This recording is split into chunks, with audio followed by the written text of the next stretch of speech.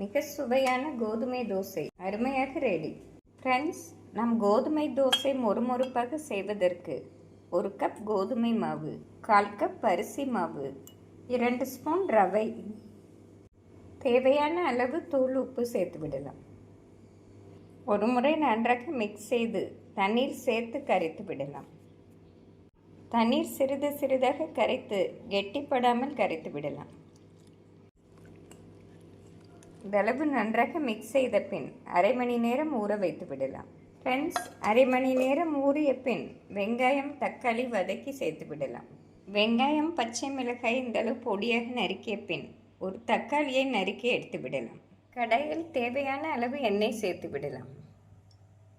எண்ணெய் சூடானதும் 1 ஸ்பூன் கடுகு, 1 ஸ்பூன் ஜீரகம் நன்றாக பொரியவும் நறுக்கிய வெங்காயம் பச்சை மிளகாய் சேர்த்து விடலாம். வெங்காயம் தக்காளிக்கு தேவையான அளவு தூள் உப்பு சேர்த்து விடலாம். நாம் கோதுமை மாவில் ஏற்கனவே சேர்த்ததால் இந்த அளவு உப்பே போதுமானது. வெங்காயம் 1 நிமிடம் வதங்கவும் 1 ஸ்பூன் இஞ்சி பூண்டு விழுது சேர்த்து விடலாம். இஞ்சி பூண்டு விழுது சேர்த்து நன்றாக வதக்க வேண்டும். வெங்காயம் இஞ்சி பூண்டு விழுது இந்த அளவு வதங்கவும் நறுக்கிய தக்காளியை சேர்த்து விடலாம். தக்காளி சேர்த்து நன்றாக வதக்க வேண்டும். வெங்காயத்துடன் நன்றாக மசிந்து வரும் வரை வதக்க வேண்டும். வெங்காயம் தக்காளி நன்றாக மசிந்து வரவும் அரை ஸ்பூன் தனி வத்தல் பொடி சேர்த்து விடலாம். வெங்காயம் தக்காளி இந்த அளவு நன்றாக வதங்கவும் அரை ஸ்பூன் காஷ்மீரி சில்லி பொடி சேர்த்து விடலாம். நாம் சில்லி பொடி சேர்க்காமலும் அருமையாக இருக்கும். நாம் பச்சை மிளகாய் சேர்த்ததால் அந்த காரமே போதுமானது. நாம் விருப்பப்பட்டால் அரை ஸ்பூன் வத்தல் பொடி சேர்த்து விடலாம். சேர்க்காமல் செய்தாலும் அருமையாகவே இருக்கும். இந்தளவு வத்தல் பொடியுடன் வதங்கி வரவும் மல்லி இலை கருவேப்பிலையை பொடியாக நறுக்கி சேர்த்து விடலாம். மல்லி இலை கருவேப்பிலை சேர்த்து ஒரு முறை மிக்ஸ் செய்து அடுப்பிலிருந்து இறக்கி விடலாம். நன்றாக ஆறவும் கோதுமை மாவுடன் சேர்த்து விடலாம். வெங்காயம் தக்காளி நன்றாக ஆறவும் கோதுமை மாவில் சேர்த்து விடலாம். ஃப்ரெண்ட்ஸ், வெங்காயம் தக்காளி சேர்த்து ஒரு முறை நன்றாக மிக்ஸ் செய்து சிறிதளவு தண்ணீர் சேர்த்து விடலாம். மாவு சற்று தளர்வாக இருந்தால்தான் தோசை மொறுமொறுப்பாக வரும். இந்த அளவு பதமாக இருந்தால் சரியாக வரும். தோசை சட்டி நன்றாக சூடாகவும் ஊற்றிவிடலாம்.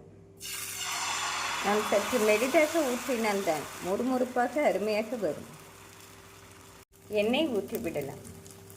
ஃப்ரெண்ட்ஸ், நாம் நெய் ஊற்றி செய்வதை விட எண்ணெய் ஊற்றினால்தான் மிக சுவையாக இருக்கும்.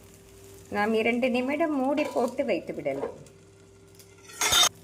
ஃப்ரெண்ட்ஸ், தோசை நன்றாக வெந்து வந்துவிட்டது. நாம் திருப்பி விடலாம். 2 பக்கமும் மொறுமொறுப்பாக வெந்து வரவும் எடுத்து விடலாம். ஃப்ரெண்ட்ஸ், நாம் திருப்பி போட்டு எடுத்து விடலாம். மிக சுவையான கோதுமை தோசை அருமையாக ரெடி. அனைத்து மாவையும் மொறுமொறுப்பாக வேக வைத்து எடுத்து விடலாம்.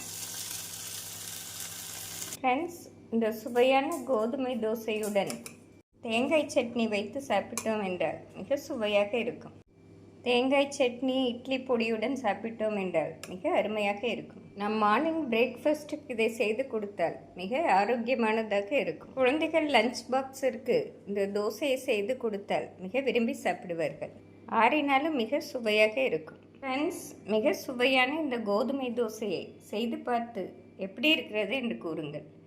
Thank you friends.